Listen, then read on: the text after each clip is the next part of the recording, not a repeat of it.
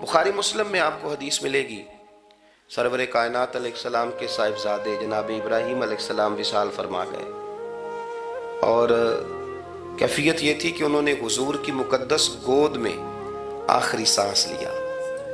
दाढ़ी मुबारक महबूब की आंसुओं से भर गई। हजरत अनस कहते हैं, अर्ज की या रसूलल्लाह आप भी आंसू बहाते हैं? फरमाया मेरा बेटा गया है तो आंसू निकल आए हैं, वरना मेरी जुबान पे वही जारी है जिससे मेरा रब राजी होता है। उसी दिन ना, जिस दिन सरकार के साहिबजादे का विसाल हुआ उसी दिन सूरज को ग्रहण हो गया। कुछ लोगों ने बात जोड़ दी, कहने लगे कि आज चूंकि हुजूर सैयद आलम अलैहिस्सलाम के साहिबजादे का विसाल हो गया तो आज देखो सूरज को भी ग्रहण हो गया। बात जोड़ दी, गम की कैफियत थी, सरकार की मुकद्दस दाढ़ी आंसुओं से भरी हुई थी, हालात का तकाजा और उसकी समत कुछ और थी। हुजूर ने जुमे का इंतजार नहीं फरमाया, फरमाया बुलाओ लोगों को मस्जिद में।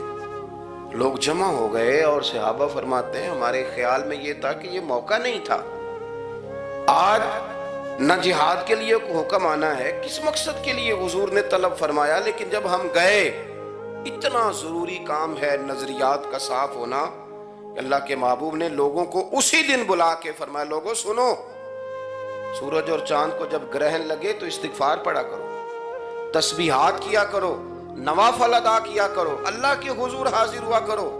फरमाया ये सूरज और चांद को जब ग्रहण लगे तो ये अल्लाह की निशानियों में से निशानी होता है, किसी बंदे के दुनिया से जाने का इसके साथ कोई ताल्लुक नहीं।